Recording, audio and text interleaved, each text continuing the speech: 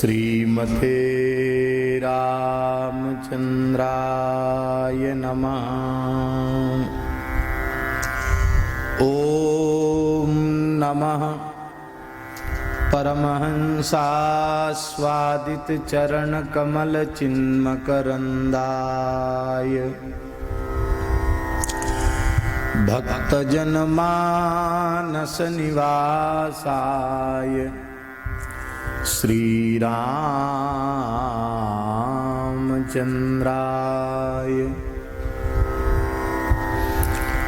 वागीशायस्य वदने लक्ष्मीर्यस्य च वक्षसि यस्यास्ते हृदये संवित् तं नृसिंहमहं भजे। विश्वसर्गविसर्गादि नवलक्षणलक्षितम् श्रीकृष्णाख्यं परं धाम जगद्धाम नमामि तत्। प्रहलाद नारद पराशर पुंडरीक व्यासाम्बरीश शुक शौनक भीष्मदाल्म्यान् रुक्मांगदार्जुन वसिष्ठ विभीषणादीन् पुण्यानिमान् परम भागवतान् नमामि। वाञ्छाकल्पतरुभ्यश्च कृपा सिन्धुभ्य एव च पतितानां पावनेभ्यो वैष्णवेभ्यो नमो नमः।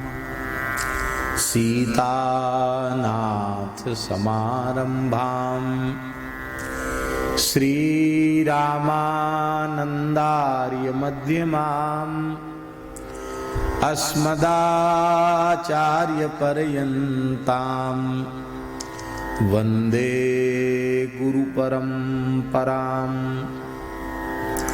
नमो गोभ्यः श्रीमतीभ्यः सौरभेयिभ्येव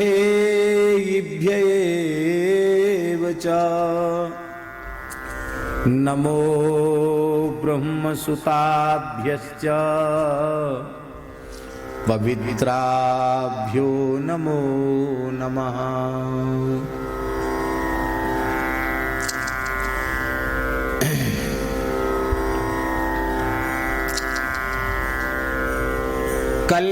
कल्याणानां निधानम् कलिमलमथनं पावनं पावनानाम् पाथेयं यन्मुमुक्षो सपदि परपदप्राप्तये प्रस्थितस्य विश्रामस्थानमेकम् कविवरवचसां जीवनं सज्जनानां बीजं धर्मद्रुमस्य प्रभवतु भवतां भूतये राम नाम।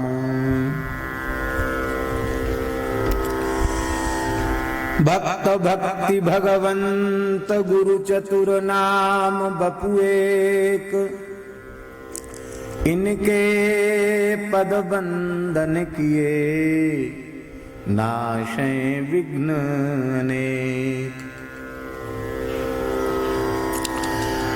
बंदौ गुरुपद कंज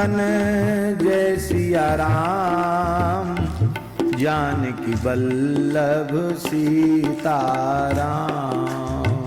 जय रघुनंदन जय सिया राम, जानकी वल्लभ सीताराम। श्री राम जय जय राम, श्री राम जय जय राम। श्री राम जय जय राम, श्री राम जय जय राम।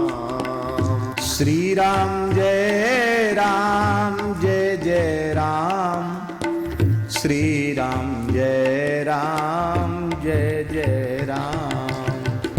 श्री राम जय जय राम, श्री राम जय जय राम। जय जय श्यामा जय जय श्याम, जय जय श्याम जय जय श्याम।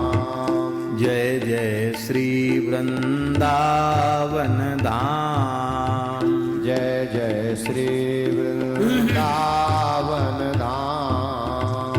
पावन राधे तेरो नाम, पावन राधे तेरो नाम। पावन श्री वृंदावन धाम, पावन श्री वृंदावन धाम। जय सिया राम जय जय हनुमान, जय सिया राम जय जय हनुमान। संकट मोचन कृपा निधान, संकट मोचन कृपा निधान। जय गौ माता जय गोपाल, जय गौ माता जय गोपाल। भक्त वत्सल प्रभु दीन दयाल, भक्त वत्सल प्रभु दीन दयाल। जय सिया राम जय जय गुरुदेव, जय सिया राम जय जय गुरुदेव।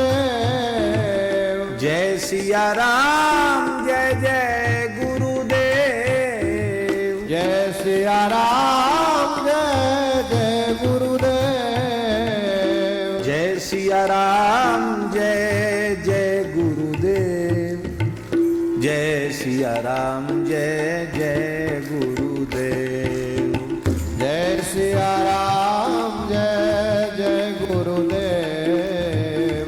जय सिया राम जय जय गुरुदेव।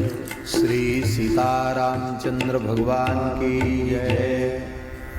श्री वृंदावन बिहारिणी बिहारी जी महाराज की जय। श्री जड़खोर गोधाम की जय। श्री कामधेनु गोमाता की जय। अखिल गोवंश की जय। पचमेड़ा गोधाम की जय। श्री हनुमान जी महाराज की जय। परम सिद्ध संत बाबा श्री घनश्याम दास जी महाराज की जय। श्री आदि बद्री नारायण भगवान की जय। श्री कामेश्वर महादेव की जय। श्री गोपीश्वर महादेव की जय। सब संतन की जय। सब विप्रन की जय। सब भक्तन की जय। समस्त ब्रजवासीन की जय। श्री रस ब्रजवास महामहोत्सव की जय। श्री सद्गुरु भगवान की जय। जय जय श्री राधे, जय जय श्री सीताराम, हर हर महादेव। हरिशरणम भक्तवांछा कल्पतरु, भक्तवत्सल शरणागत वत्सल, दीन बंधु दया सिंधु कृपा सिंधु, भगवान श्री हरि की महती कृपा करुणा से परम पवित्र ब्रजभूमि में, ब्रजमंडल में, काम्यक वन क्षेत्र में, प्रतिज्ञा वन में स्थित भगवान कृष्ण बलराम की नित्य गोचारण स्थली श्री जड़खोर गोधाम के इस पवित्र गोष्ठ में सर्वदेवमयी, सर्ववेदमयी, तीर्थमयी, पूज्या कामधेनु गोमाता एवं उसके अखिल वंश की समुपस्थिति में इस जड़खोर गोधाम स्थित इस पूरे मंडल में स्थित अनेक गुप्त प्रकट महान सिद्ध संतों की मंगलमयी भावमयी उपस्थिति में, पूज्य ब्राह्मणों की, संतों की मंगलमयी सन्निधि में हम आप सबको मानव जीवन का सर्वोत्कृष्ट फल सत्संग गोस्वामी तुलसीदास जी महाराज के मूर्धन्य सिद्धांत ग्रंथ श्री विनय पत्रिका जी के माध्यम से श्रवण करने का सौभाग्य प्राप्त हो रहा है। आज एक अत्यंत पवित्र एवं महनीय कार्य का शुभारंभ जड़खोर गोधाम में हुआ है।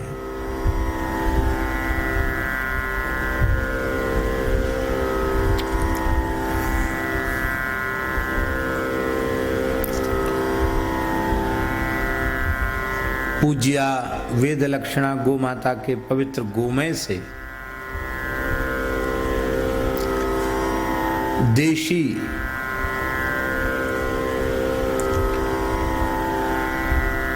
खाद के निर्माण के संयंत्र का संस्थापन हुआ है और खाद बनने की प्रक्रिया का शुभारंभ हुआ है।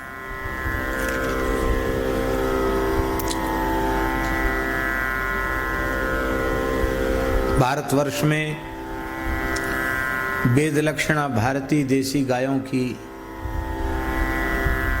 कैसी विकट स्थिति है, कैसी उनकी विपन्न अवस्था है, गोवंश कितना पीड़ित है, यह बात किसी से छिपी हुई नहीं है, सब जानते हैं। वैदिक सनातन धर्म का मूल गाय है। इस धरती के जो 7 स्तंभ हैं जिन पर यह धरती टिकी है, उन 7 खंभों में पहला खंभा गाय है। कितने खंभे हैं जिस पर धरती टिकी है? 7।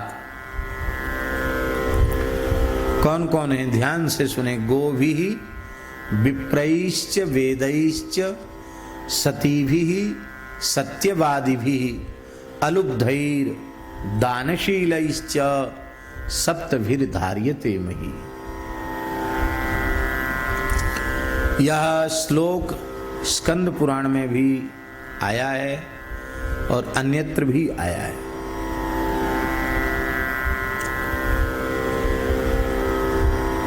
सात खंबे हैं जिन पर यह धरती टिकी है। उनमें सबसे पहला खंबा है गाय। गाय का अर्थ दूध देने वाला पशु नहीं, शास्त्रीय गाय का लक्षण जिसमें घटित होता है। शासनादिमत्वम गोत्वम गोर लक्षणम, जिसको हम गाय कहते हैं, वेद लक्षणा गाय कहें। ऐसी पवित्र वेद लक्षणा जो गाय है, वह गाय का अर्थ गोवंश, वह इस धरती का पहला सुदृढ़ स्तंभ है। दूसरा खंभा है, स्तंभ है ब्राह्मण।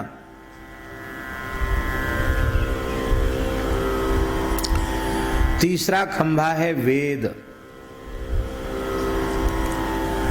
चौथा खंभा है पतिव्रता सती साध्वी नारियां।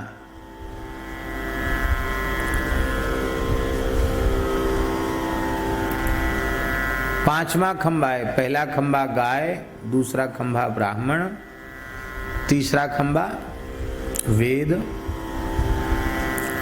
चौथा खंभा सती नारियां, पांचवा खंभा सत्यवादी, जो मनवाणी क्रिया से सत्य का पालन करते हैं, ऐसे पुरुष।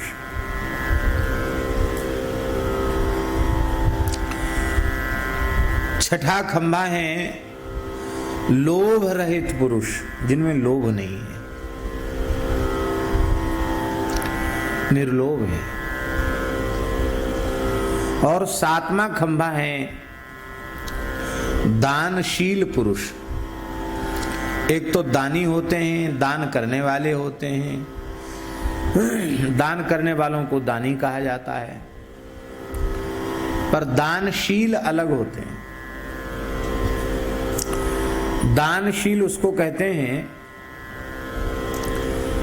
देने का ही स्वभाव जिसका है, उसको दानशील कहते हैं।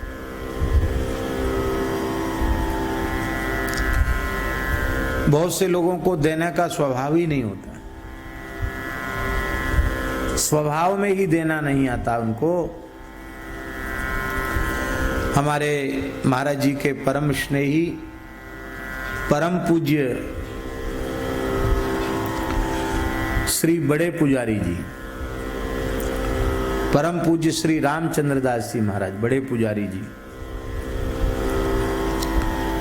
वो अपने बिहार प्रदेश की घटी सत्य घटना सुनाते थे। गया स्टेट में एक चंद्रगढ़ स्टेट थी, और स्टेट का जमाना था, राजाओं का जमाना था, और पूज्य बड़े पुजारी जी का जन्म राजगुरु परिवार में हुआ था। उनका घर का नाम, पुजारी जी का घर का नाम था पंडित नेम नारायण मिश्र। तो वो कहते थे कि भगवती सिंह जी थे राजा साहब, उनके पुत्र का विवाह था। तो हम भी गए बारात, कुमार की राजा की बारात में, राजगुरु राज तो जाने जाएंगे।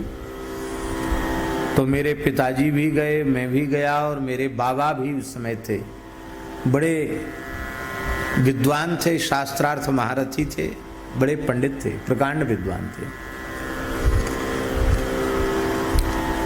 सुनाते थे राजाओं की बारात थी महाराज, क्या कहना। एक बहुत बढ़िया नाचने वाली आई थी, बड़ी स्वर संगीत उसका बड़ा दिव्य था, नाच रही थी, और सरंगी, पखावज, बांसुरी, ये सब पुराने वाद्य वो सब बज रहे थे, शास्त्रीय नृत्य वो कर रही थी।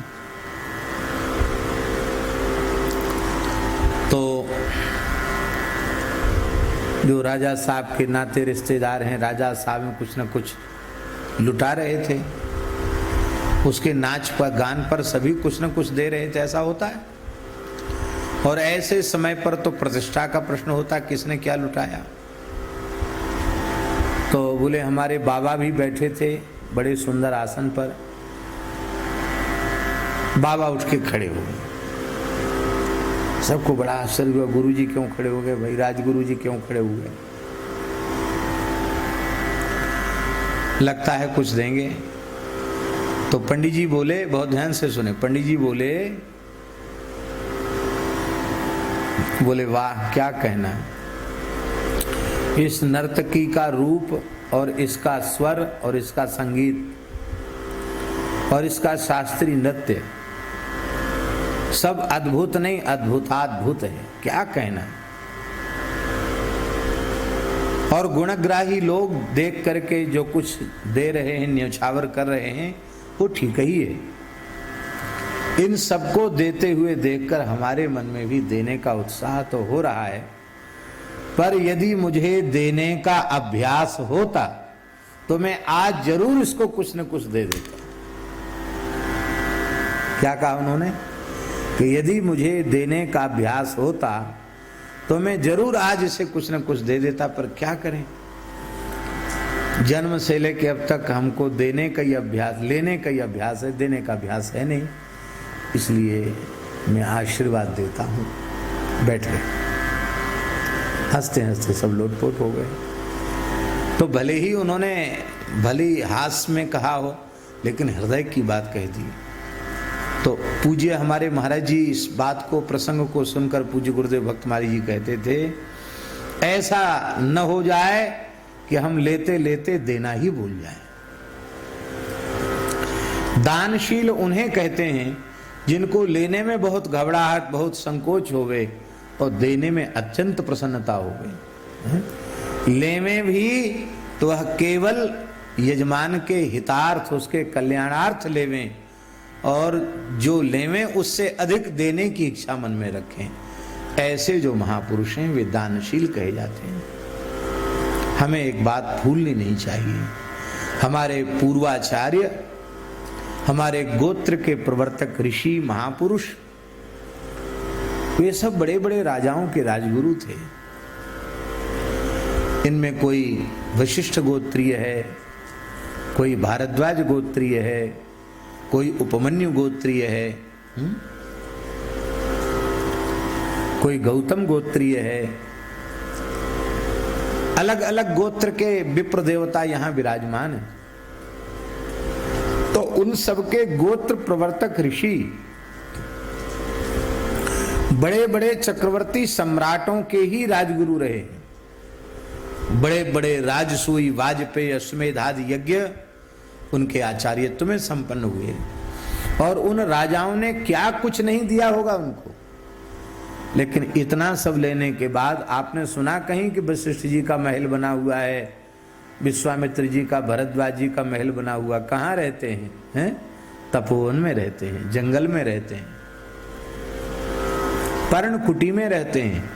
भोग विलास की कोई सुख सुविधा सामग्री उनके निकट नहीं है। ये बात विचार करनी चाहिए कि नहीं? वो सब राजाओं के द्वारा दिया गया, कहां गया? इसका मतलब है कि वे लेते अवश्य थे, यज्ञ का अंग है दक्षिणा, लेकिन वह ब्रह्मचारियों की सेवा में, गोवंश की सेवा में, ब्राह्मणों की सेवा में वे उस अपनी पुण्य लक्ष्मी का व्यय कर देते थे, अपने पास रखते नहीं थे, क्योंकि उनका स्वभाव देने का था, लेने का स्वभाव उनका नहीं था। उन अपने पूर्वजों से हमें प्रेरणा लेनी चाहिए।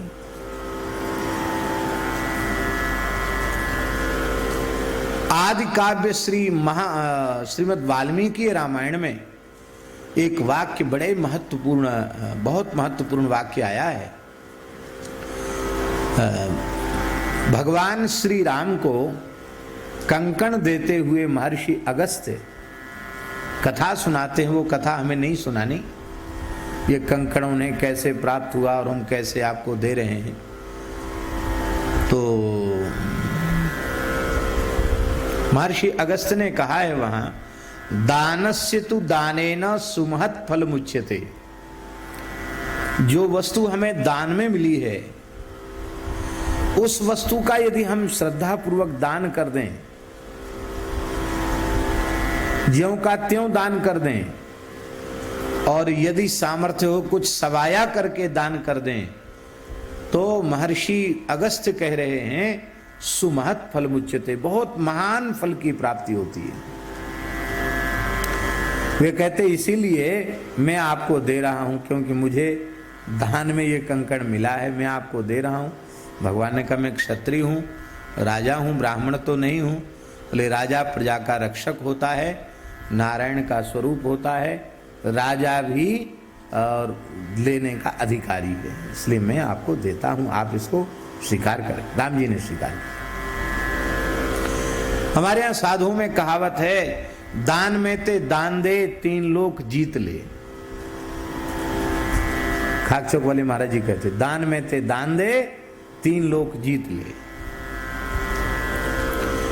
तो ये 7 खंबे हैं, गाय, ब्राह्मण, वेद, सती नारियां, सत्यवादी, लोभ रहित पुरुष, और दानशील पुरुष। ये 7 खंबे हैं जिन पर ये धरती माता टिकी है।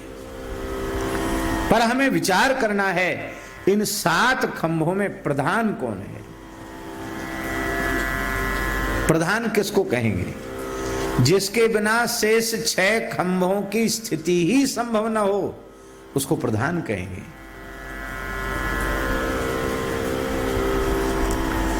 इन 7 खंभों में प्रधान खंभा है गाय।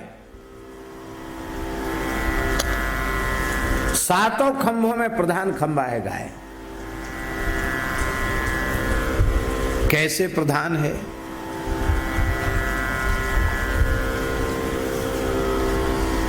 देखो, गाय के सुरक्षित होने से ब्राह्मण सुरक्षित होगा। बहुत ध्यान से सुने, गाय के सुरक्षित होने से ब्राह्मण सुरक्षित होगा।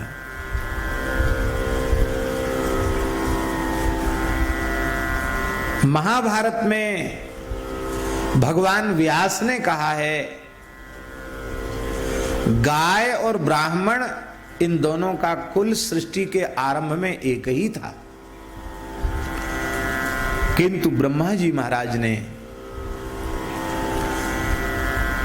इन दोनों को अलग अलग कर दिया। आप लोग सब श्री गणेश दास भक्तमाली वेद विद्यालय के बटुक हैं, ब्रह्मचारी हैं।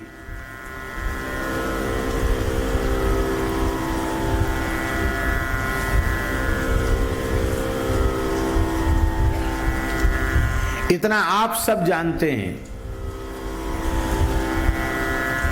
कि ब्राह्मण कहां से उत्पन्न हुआ। आप लोग पढ़ते हैं कहां से उत्पन्न हुआ।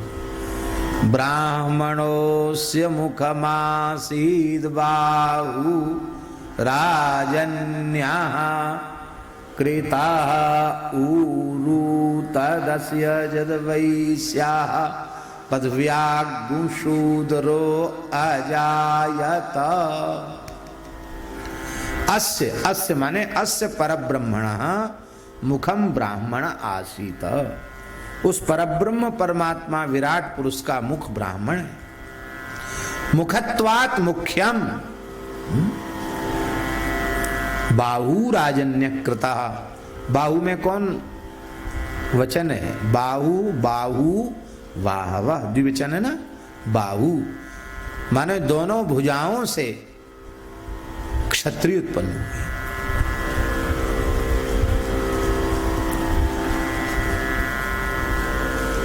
जंघाओं से वैश्य उत्पन्न हुए और पदव्यागु शूद्रो अजायत। चरणों से चतुर्थ वर्ण शूद्र उत्पन्न हुए। तो ब्राह्मण मुख से उत्पन्न हुए, स्पष्ट है।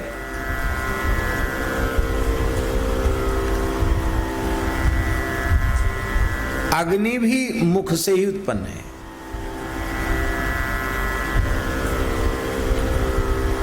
क्या है आप सब जानते? मुखात अग्नि ही अजायत। चंद्रमा मनसो जातश्चक्षुः सूर्यो अजायत।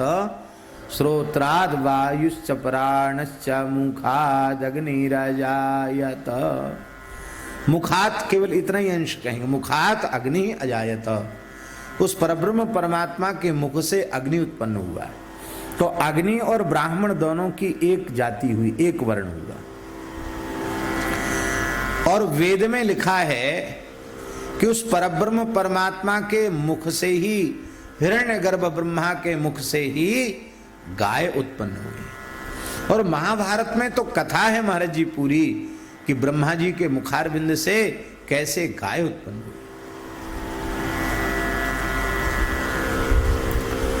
एक बार देवता, पितर और ऋषि और मनुष्य और संपूर्ण सृष्टि व्याकुल होकर ब्रह्मा जी से के पास पहुंची कि हे पितामह, आपने हमारी सृष्टि तो कर दी पर हमारा पोषण नहीं हो रहा है, हम बहुत व्याकुल हैं।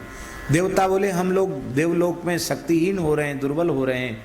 पितर बोले हमको हव्य कव्य कुछ नहीं मिल रहा है, हम बहुत दुखी हैं।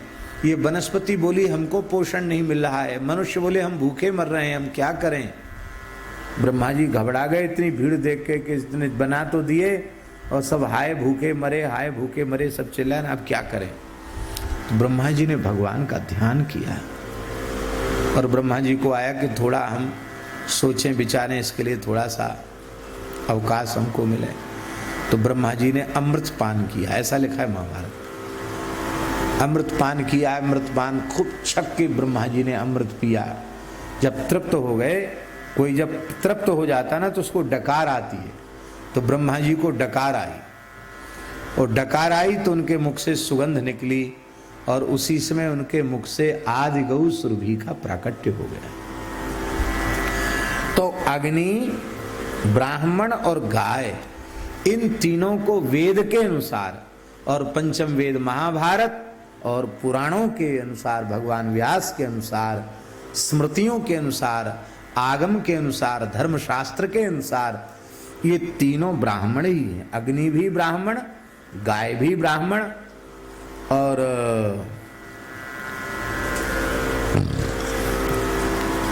ब्राह्मण तो ब्राह्मण है ही। आज जगन्नाथपुरी के स्वामी श्री प्रज्ञानानंद परमहंसी महाराज पधारे थे। बहुत उच्च कोटि के महात्मा हैं। संपूर्ण उड़ीसा प्रदेश में उन्होंने गौ ब्राह्मण के लिए बहुत बड़ा कार्य किया है। गोवंश की रक्षा के लिए बहुत बड़ा कार्य उड़ीसा प्रदेश स्तर पर उन्होंने कार्य किया है। हरिहरानंद गुरुकुलम उनका बड़ा विशाल संस्था है, लगभग 100 एकड़ में स्थापित है और भारत के अतिरिक्त कई देशों में उनके आश्रम है। अमेरिका में उन्होंने एक बड़ी सुंदर गौशाला बनाई है, भारतीय देसी गोवंश की गौशाला, अमेरिका में। आज जो पधारे थे स्वामी प्रज्ञानानंद परमहंस जी महाराज, वो बड़े तपस्वी, बड़े अच्छे महापुरुष हैं, बहुत विद्वान हैं। अंग्रेजी, संस्कृत आदि कई भाषाओं के बहुत अच्छे पंडित हैं, बहुत अच्छे विद्वान हैं।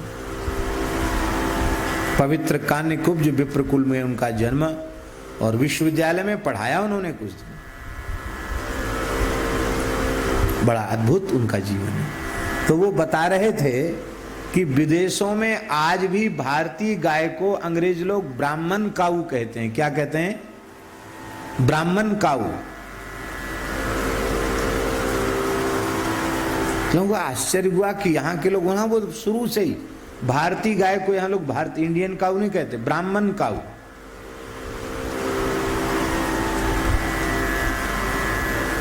ब्राह्मण गाय, गाय के नष्ट होने से ब्राह्मण नष्ट हुआ, गाय के सुरक्षित होने से ब्राह्मण सुरक्षित होगा। देखो, भयंकर मुगल काल इस भारत की धरती पर आया। वेदादि शास्त्रों की होलियां जलाई गई। 6-6 महीने तक हमारे धर्म ग्रंथों में लगी हुई आग बुझी नहीं।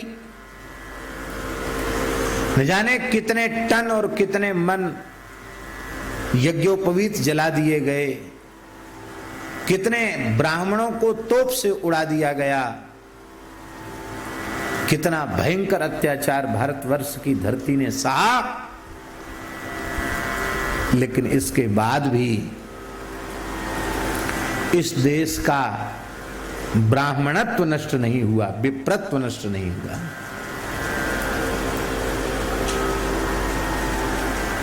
लोग मर मिट गए लेकिन अपने विप्रत्व को उन्होंने नहीं छोड़ा। शिखा सूत्र का त्याग नहीं किया, संध्या गायत्री का त्याग नहीं किया, अशुद्ध खान पान को कभी नहीं अपनाया। विचार तो करना पड़ेगा कि नहीं? इतना लंबा मुगल काल, इतना लंबा अंग्रेजी शासन, 200 वर्ष लगभग अंग्रेजों का शासन, इतना लंबा मुगल काल, इतना लंबा अंग्रेजों का काल, लगभग 1100 वर्ष की गुलामी भोगी इस देश ने।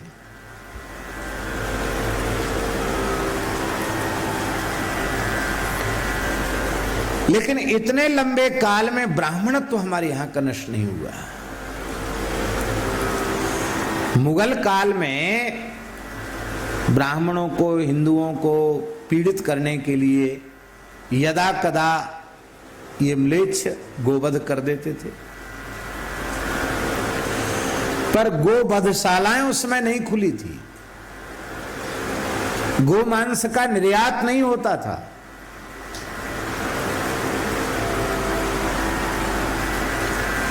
गोवंश की ये दुर्दशा नहीं थी उस समय।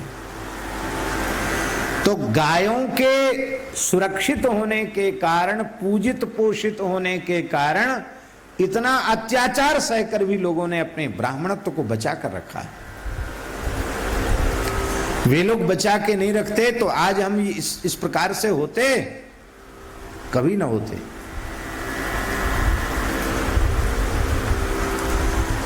अंग्रेजी शासन आया मुगल काल के बाद, तो ब्राह्मणत्व का और कुछ ह्रास आरंभ हुआ। क्यों? अंग्रेजों ने सबसे पहले कट्टी घर खोलने आरंभ किए। हमारे कूका, जो सिख समुदाय के कूका परंपरा के, जो सदगुरु श्री राम सिंह जी महाराज की परंपरा के कूका सिख, वो पहला जो बूचड़ खाना कट्टी घर खुला था उसके विरोध में उन्होंने नहीं खुलने दिया, और उसका परिणाम यह हुआ कि अंग्रेजों ने उनको सबको मौत के घाट, तो सबको फांसी हो गई। लेकिन उन्होंने कहा हमारे जीते जी गोवधशाला भारतवर्ष की धरती पर नहीं खुल सकती, हो खुली। और उस समय से गोमांस भक्षण की और गोवध की परंपरा आरंभ अंग्रेजों ने की। और जैसे ये इस भारत की धरती पर आरंभ हुआ कि यहाँ ब्राह्मणत्व का पतन शुरू हुआ। फिर हमारे पूर्वजों का भाव था, मन था कि ये गोमांस भक्षी भारत की धरती से विदा होंगे और भारतवर्ष गोवध के कलंक से मुक्त, पक्षपात शून्य एक शास्त्रीय सनातन परंपरा के द्वारा संचालित होने वाला एक महान वैदिक हिंदू राष्ट्र होगा। ये कल्पना हमारे पूर्वजों की थी। लेकिन दुर्भाग्य है, भयंकर युग धर्म के आगे किसी की चली नहीं, और काले अंग्रेज, गोरे अंग्रेज विदा हुए, काले अंग्रेज आए, जो कहने में भारतीय थे पर मानसिक रूप से वो अंग्रेजों से भी गए बीते थे। उनकी वेदादि शास्त्रों में श्रद्धा नहीं थी, उनकी वर्णाश्रम व्यवस्था में श्रद्धा नहीं थी, उनकी धर्मशास्त्रों के प्रति श्रद्धा नहीं थी। इतिहास पुराण को वो कपोल कल्पित उपन्यास मानते थे।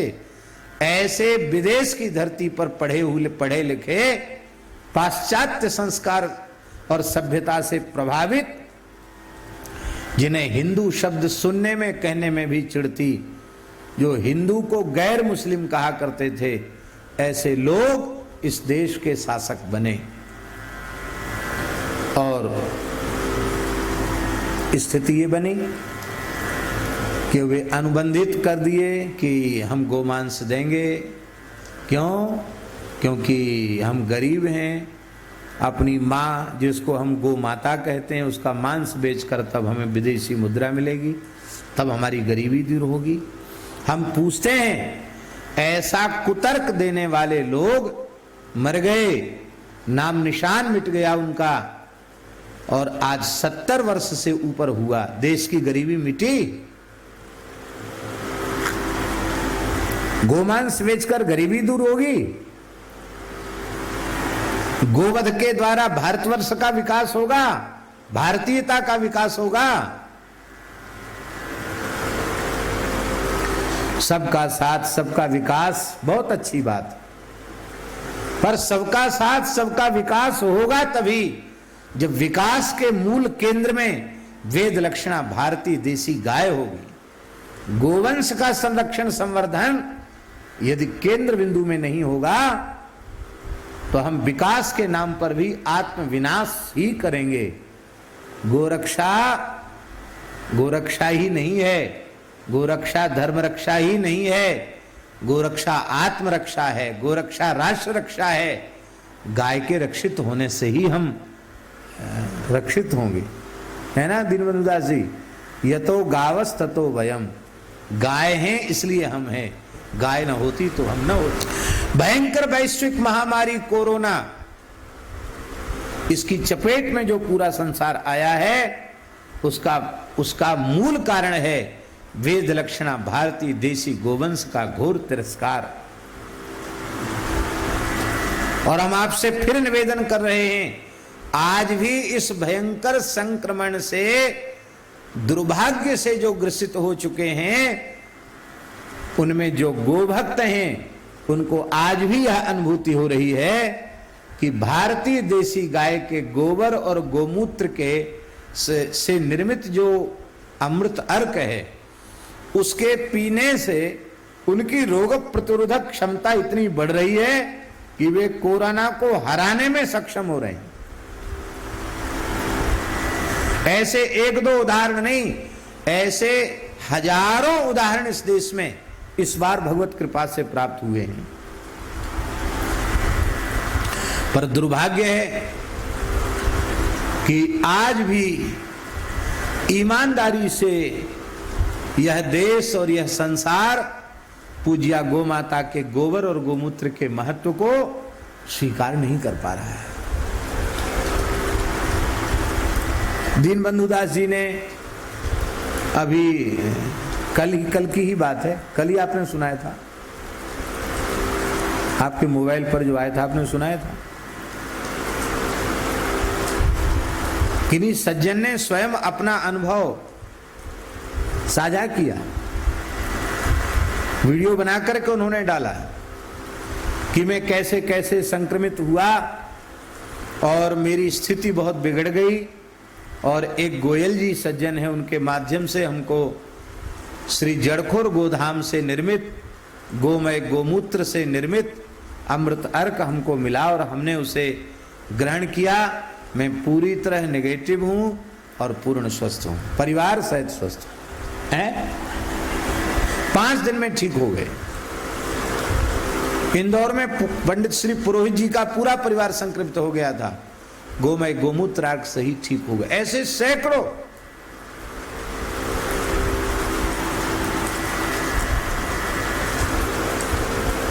हमारी प्रार्थना है कि आप अपने को और अपनों को बचाने के लिए गोमय गोमूत्र का पूरे दिन में कम से कम 4 बार उपयोग अवश्य करें।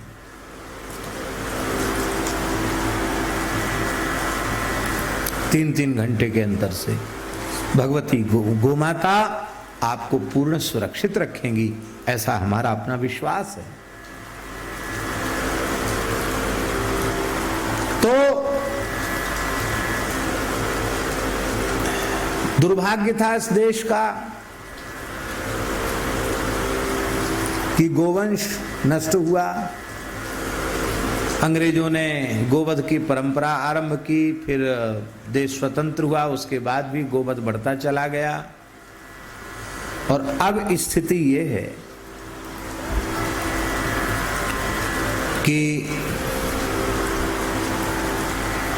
पूरे भारतवर्ष में सभी प्रांतों में स्थित जो भारतीय देसी गोवंश है, उसकी सेवा, उसकी सुरक्षा कैसे हो, यह एक अत्यंत ज्वलंत प्रश्न सबके सामने है।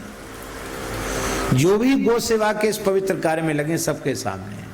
और जब से ये वैश्विक महामारी का संकट पूरे संसार पर आया है, देश का व्यापार व्यवहार थम सा गया है, आर्थिक हानि भी बहुत हुई है, हो भी रही है।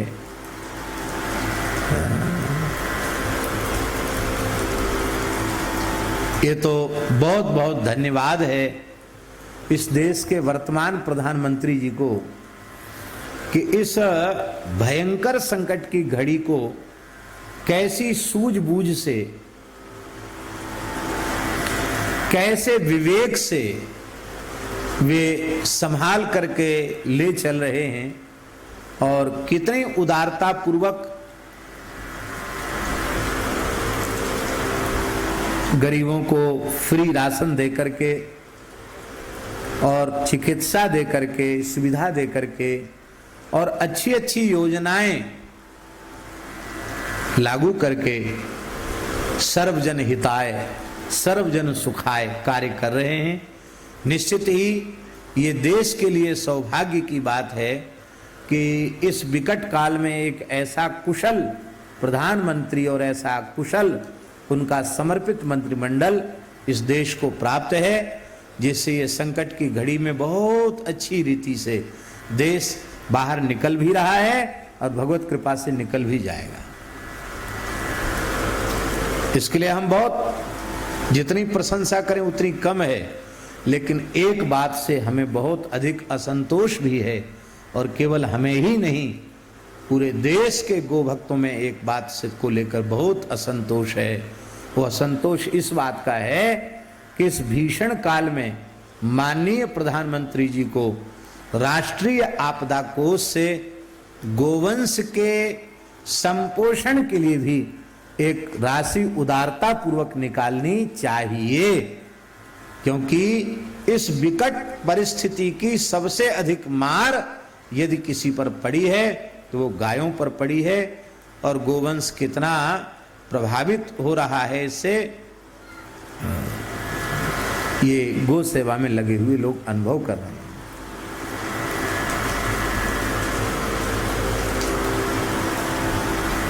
हम लोग आशावादी हैं, फिर भी विचार करते हैं कि शायद अभी कुछ ऐसी परिस्थिति हो और निकट में जरूर उनके मन में गोवंश के संरक्षण संवर्धन को लेकर कोई पवित्र भावना होनी ही चाहिए।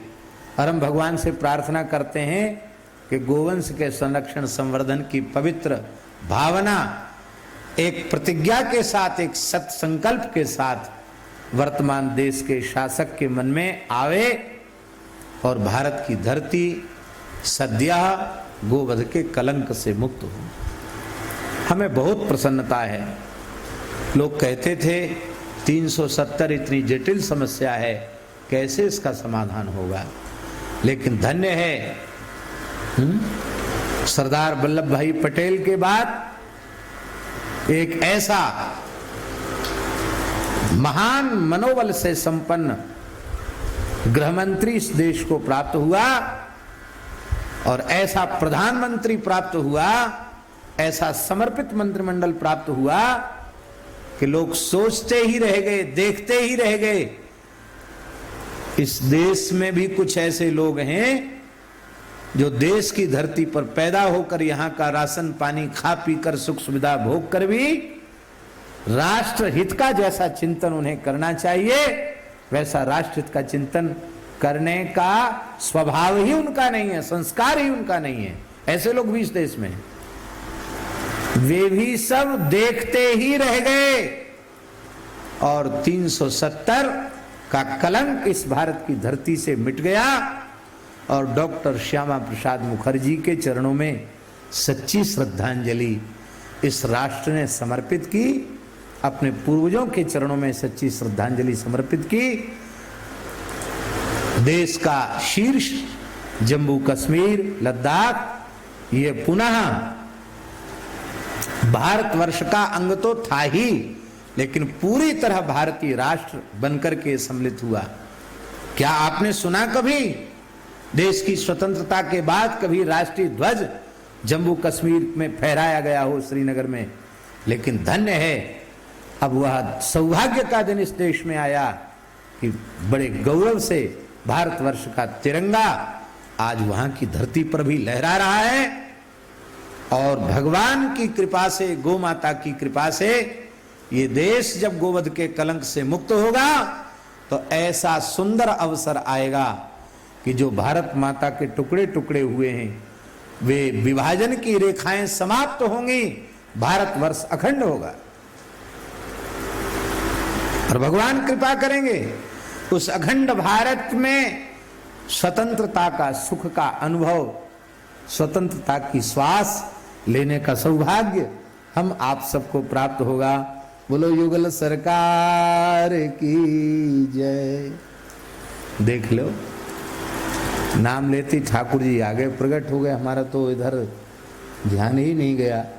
साक्षात युगल सरकार लक्ष्मी नारायण जगन्नाथ भगवान युगल श्यामा श्याम सब पधारे हैं। आहा, जय हो ठाकुर जी, कृपा करेंगे, इनकी कृपा से ही होना है।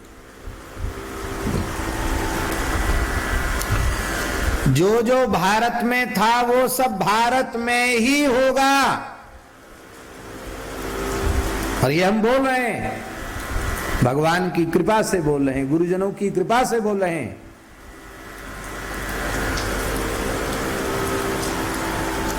अखंड भारत में हम कैलाश मानसरोवर की यात्रा भी बड़े ठाठ से करेंगे।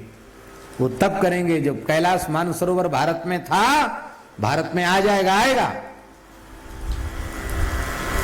चीन ने मुंह की खाई और चीन को मुंह की खानी पड़ेगी।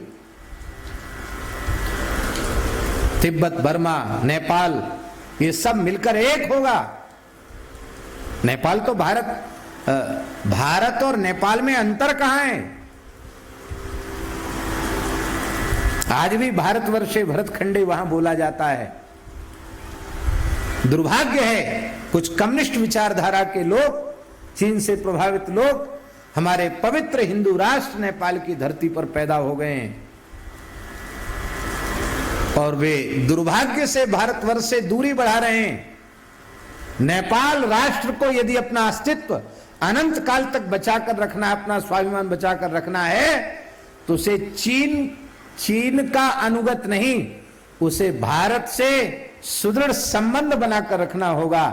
क्योंकि हमारे आराध्य श्री सीताराम जी, रघुनाथ जी श्री अयोध्या के और श्री नेपाल प्रदेश है जनकपुर की हमारी श्री विदेह राजनंदिनी श्री जानकी जी, हमारा भारत और नेपाल का रिश्ता तो महाराज पौराणिक वैदिक सनातन रिश्ता है। ये संबंध बनना चाहिए, बनेगा। और हम अत्यंत प्रसन्नता का अनुभव कर रहे हैं। जिस समय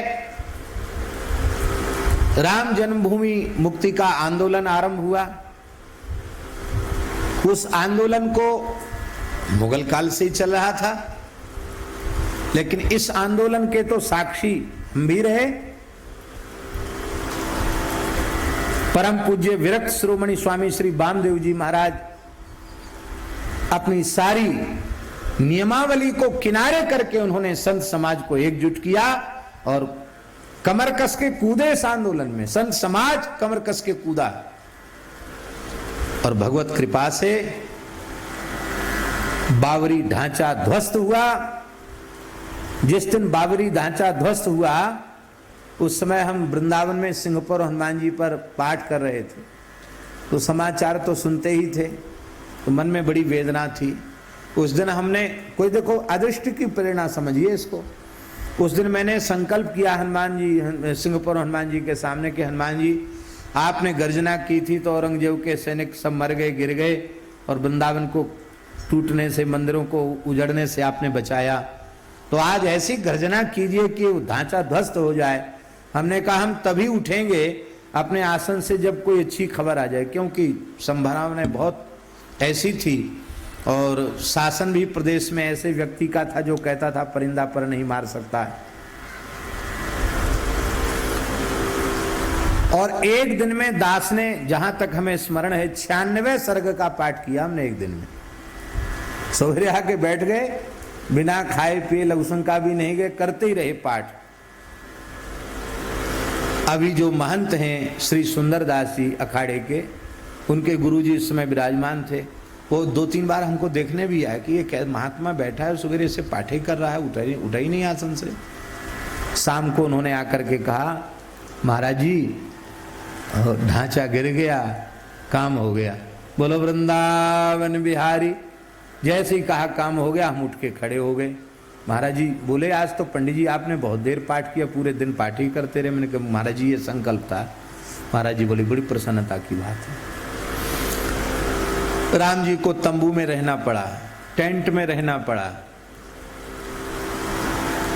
और लोग कहते थे कि राम मंदिर निर्माण इस धर्मनिरपेक्ष देश में कैसे होगा। लेकिन धन्यवाद माननीय सर्वोच्च न्यायपालिका को भी धन्यवाद, जिन्होंने जो न्यायोचित था वही किया, और शासकों को धन्यवाद, प्रजा को धन्यवाद, और उस भारतीय प्रजा को भी धन्यवाद जिन्होंने अपने धर्म, पंथ और संप्रदाय से ऊपर उठ करके राम मंदिर बनाने का समर्थन किया। आज वह भाग्यशाली घड़ी पुनः इस भारत की धरती पर आ रही है। 5 अगस्त को भाद्र कृष्ण द्वितीया बुधवार को श्री राम मंदिर का भारतवर्ष के गण्यमान्य संतों की, धर्माचार्यों की उपस्थिति में इस देश के माननीय प्रधानमंत्री जी इष्टिका स्थापन करके, शिलान्यास करके श्री राम मंदिर का भव्य शिलान्यास कर रहे हैं। हम इतने प्रसन्न हैं कि हमारा रोम रोम प्रसन्न है, आह्लादित है। हम भगवान से प्रार्थना करते हैं कि माननीय शासक और उनके समस्त सहयोगी वे दीर्घायुष्य प्राप्त करें। केवल शरीर का दीर्घायुष्य नहीं, शासन का भी दीर्घायुष्य प्राप्त करें, लंबे समय तक शासक रहें और जल्दी से जल्दी भव्य दिव्य राम मंदिर का निर्माण हो। ये केवल श्री राम मंदिर का शिलान्यास नहीं है, सच्चे अर्थों में यदि हमारी अंतरात्मा से कोई पूछे तो ये भारत में हिंदू राष्ट्र का शिलान्यास है। इस नींव में ईंट रखते ही और ये हिंदू राष्ट्र की परिकल्पना अवश्य साकार होगी। धर्म सम्राट स्वामी श्री कृपात्री जी महाराज जैसे महानुभावों ने जीवन भर जिसके लिए संघर्ष किया, उनकी भावना अवश्य पूर्ण होगी। बस प्रार्थना ये है कि ये सब सफल और सार्थक तभी माना जाएगा जब भारतवर्ष की धरती गोवध के कलंक से सर्वथा विमुक्त होगी। और हम आशा करते हैं जब 370 इस भारत की धरती से विदा हुई, श्री राम मंदिर निर्माण का मार्ग प्रशस्त हुआ, निकट भविष्य में एक देश एक कानून भी होगा। एक देश एक राशन कार्ड आया है तो एक देश और एक कानून भी होगा, जिस कानून में अलग भेदभाव के लिए कोई स्थान नहीं होगा, जनसंख्या नियंत्रण भी होगा और भारतवर्ष की धरती गोवध के कलंक से मुक्त भी होगी। ये सब भगवान की कृपा से होगा। बस हम लोग भगवान से प्रार्थना करते रहें। ये जो जड़खोर गोधाम में ये जो दिव्य चातुर्मास रस महोत्सव चल रहा है, इसमें ये बटुक ब्रह्मचारी विधि पूर्वक गायत्री की उपासना कर रहे हैं। पंचदेवों का अर्चन और अलग अलग स्तोत्र पाठ मंत्र जप आदि चल रहा है। इसके लिए किसी व्यक्ति का कोई स्वार्थ नहीं है। और ये आप लोग बिल्कुल न समझें, कोई यजमान नहीं है, न कोई सेठ भाटिया है और न कोई यजमान है। यजमान ये बैठे हैं, सेठ सिठानी हमारे यही हैं। श्री लक्ष्मी नारायण भगवान, सत्यनारायण भगवान आए हैं, ये यजमान हैं। और यजमान के प्रतिनिधि ये सेवक है, दास है, और आप सब ब्राह्मण हैं, ब्राह्मण देवता हैं।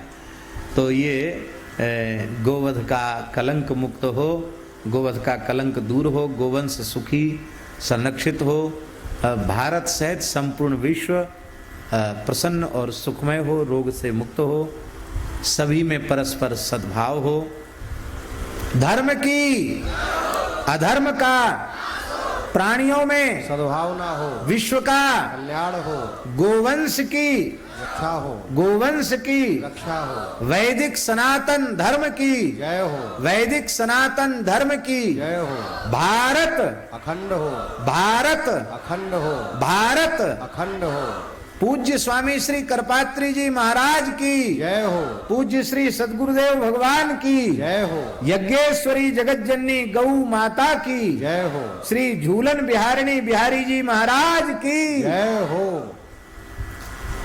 तो भैया गाय के नष्ट होने से ब्राह्मण नष्ट हुआ। आज भारत के स्वतंत्र होने पर ब्राह्मणों ने अपनी इच्छा से ही शिखा सूत्र त्याग दिया, चोटी जनेऊ खत्म। आज कोई तोप से तो नहीं दाग रहा है, आज कोई आपके धर्म ग्रंथों की होली तो नहीं जला रहा है, लेकिन ब्राह्मणों ने स्वेच्छा से ही ब्राह्मणत्व को नमस्कार कर लिया है। क्यों? ये गोवंश के नाश के कारण ऐसी दुर्बुद्धि आई है। इसलिए गोवंश के सुरक्षित होने से ब्राह्मणत्व सुरक्षित होगा, और ब्राह्मणत्व के सुरक्षित होने से केवल ब्राह्मण नहीं, संपूर्ण मानव जाति सुरक्षित होगी। क्यों? ब्राह्मण मस्तक है। शरीर के किसी अंग में पीड़ा होने पर उसके प्रति संवेदना, उसकी चिकित्सा के द्वारा उसका समाधान हमारे मस्तिष्क में ही आता है।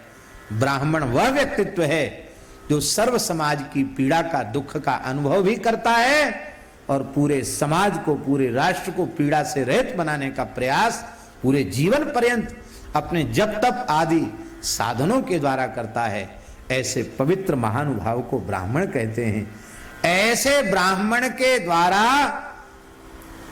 संपूर्ण मानव जाति संस्कारित होती है, सब कुछ सुरक्षित होता है। गाय के सुरक्षित होने से ब्राह्मण सुरक्षित होगा, ब्राह्मण के सुरक्षित होने से क्षत्रियत्व सुरक्षित होगा, क्षत्रियत्व के गाय के ही सुरक्षित होने से वैश्यत्व सुरक्षित होगा, गाय के ही सुरक्षित होने से शूद्रत्व सुरक्षित होगा। गाय के नष्ट होने से सब नष्ट हो जाए, हो गया। इसलिए जितना बचा है उसे बचाना चाहिए। अब देखो, गाय के नष्ट होने से ब्राह्मण नष्ट हुआ और ब्राह्मण के नष्ट होने से वेद नष्ट हुआ। आप लोगों का यज्ञोपवीत संस्कार हुआ, आप सब आचार्य जी के ब्रह्मचारी हैं, आपने सबने पलाश दंड धारण किया, तो आपने ब्रह्मत्व को धारण किया। किसको धारण किया? ब्रह्मत्व सिद्धि चेश प्रकाश जपस्य सिद्धिम कुरु ब्रह्म सूत्र यज्ञोपवीत की प्रार्थना की जाती है, उसका मंत्र है। ब्रह्मत्व की सिद्धि आपने संस्कारों के द्वारा की है, तो आपने ब्राह्मणत्व आया। आप संध्योपासन करते हैं, समिधादान करते हैं, भगवती गायत्री ने आपको अंगीकार किया, तो वेद नारायण भी आप पर कृपा कर रहे हैं। आपको वेद का ज्ञान भी आपको प्राप्त हो रहा है। तो आप में ब्राह्मणत्व नहीं होता तो आप वेद प्राप्त करने के अधिकारी कैसे होते? तो गायों के नष्ट होने से ब्राह्मणत्व नष्ट हुआ, के नष्ट होने से ब्राह्मण वेद नष्ट हुआ। वेद रहेगा कहां? आधेय ब्राह्मण, आधार ब्राह्मण है, आधेय वेद है। और वेद के नष्ट होने से सदाचार नष्ट हुआ, सदाचार के नष्ट होने से सती नारियां नष्ट हुई, सतीत्व नष्ट हो गया, और सतीत्व के नष्ट होने से, पातिव्रत के नष्ट होने से सदाचारी सत्यवादी पुरुष, लोभ रहित पुरुष और दानशील पुरुषों का प्रायः अभाव जैसा हो गया, तो ये भी नष्ट हुए समझिए। तो गाय के सुरक्षित होने से ब्राह्मण सुरक्षित होगा, ब्राह्मण के सुरक्षित होने से वेद सुरक्षित होगा, वेद के सुरक्षित होने से सदाचार सुरक्षित होगा, सदाचार के सुरक्षित होने से सतीत्व सुरक्षित होगा, और सतीत्व के सुरक्षित होने से पवित्र भारतीय पतिव्रता सती साध्वी नारियों के गर्भ से ही सत्यवादी, लोभ रहित और दानशील पुरुष जन्म लेंगे, जो सर्व समाज की पीड़ा को हरेंगे, उनकी भगवत भाव से सेवा करेंगे। इसलिए हम बारंबार निवेदन करते हैं कि 7 खंभों में प्रधान खंभा गाय ही है। इसलिए गाय ने ही यहां वेद विद्यालय स्थापित किया है। और आचार्य जी अपने प्राचीन इतिहास को उठा करके देखिए, तो हमारी जो गुरुकुल परंपरा थी वो सब जंगलों में थी, और गोष्ठ ही उसके मुख्य आधार थे। कुलपति किस ऋषि को कहा जाता था?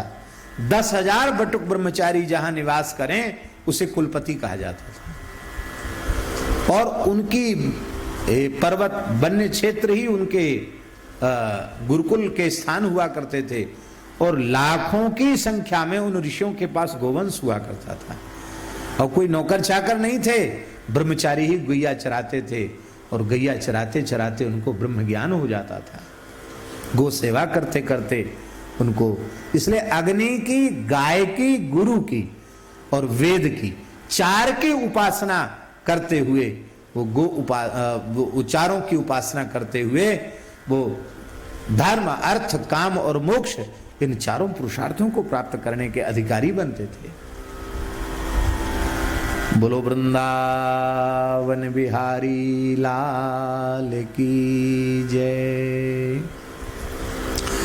तो आज एक अत्यंत पवित्र कार्य आरंभ हुआ है गोरक्षा का, और वो कार्य है भारतीय देसी गाय के गोबर से आज एक खाद का संयंत्र जड़खोर गोधाम में स्थापित हुआ है।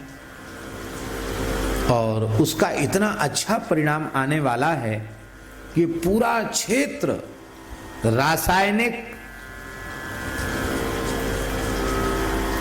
जहरीली जो खाद है, कीटनाशक है, उससे विमुक्त होगा।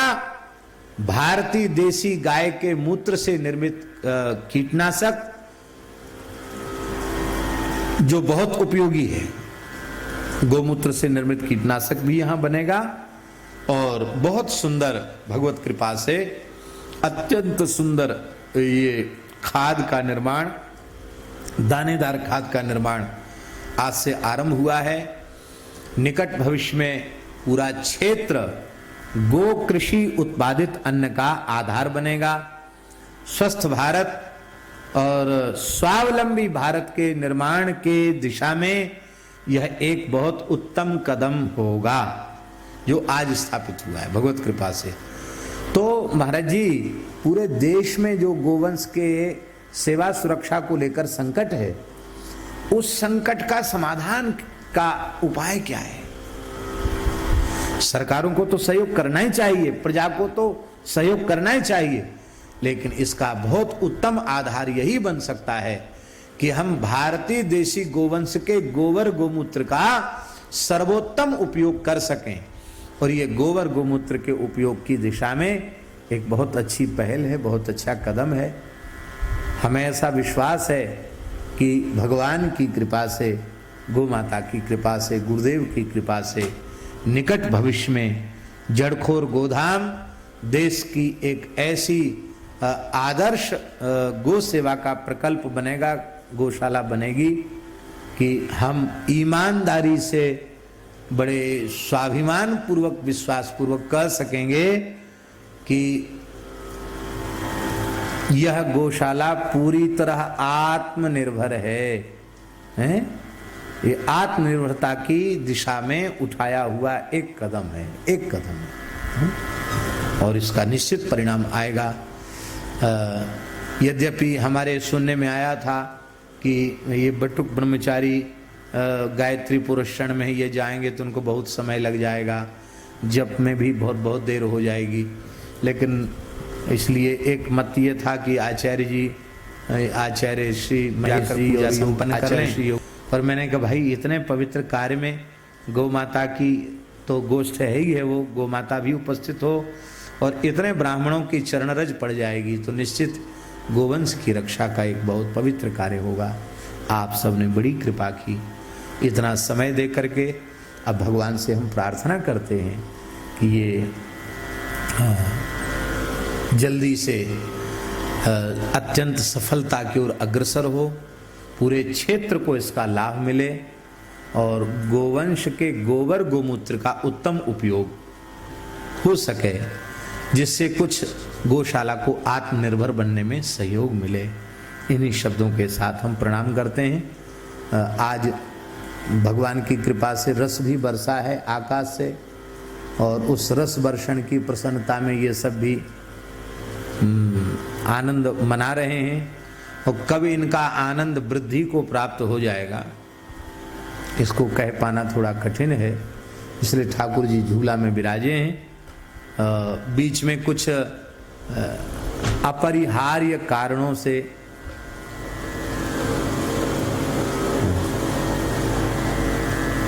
बीच में, हाँ ये ठीक किया, बीच में कुछ अपरिहार्य कारणों से, भैया कहाँ है हारमोनियम वाला, पहले से तैयार रहना चाहिए। बीच में कुछ अपरिहार्य कारणों से हम सेवा नहीं कर सके। बीच में से 2-3 दिन बाधित हुई सेवा है? नहीं, एक दिन। बाकी हमारे बाल व्यास श्री राधा कृष्ण जी हैं, हाँ, लेकिन हमको ऐसा लगता है कि हम 2-3 दिन से नहीं सेवा ठीक से कर पाए हैं, 2 दिन। तो वो कुछ शारीरिक थोड़ी अस्वस्थता जैसी हो गई थी, कान में बहुत अधिक पीड़ा हो गई थी, कुछ दिन तक सो भी नहीं पाए ठीक से और खूब कष्ट रहा। लेकिन अब ठाकुर जी की कृपा से ठीक है। और जिस इंद्री से कोई पाप बनता है उसी में रोग उत्पन्न होता है। तो कान से कोई परनिंदा पर चर्चा सुन ली होगी, उसी पाप का प्रायश्चित भगवान ने कर्णशूल के व्याधि के रूप में करवा दिया। ठाकुर जी कृपा करें, भद्रं कर्णे भी शृणुयाम। भगवान की सुंदर बात हम सुने हैं, है ये ना, यह अर्थ होता है भद्रं कर्णे भी शृणुयाम। बोलिए, शृणु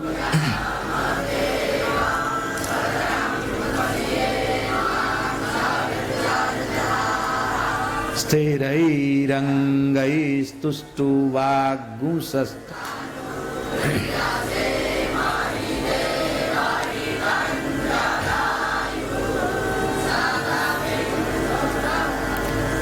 ओम शांति शांति शांति। अब विनय पत्रिका के पद की चर्चा हम भगवत कृपा से कल करेंगे सवेरे 10 बजे से, पर एक पंक्ति केवल उच्चारण मात्र कर देते हैं। देव देहि सतसंग निज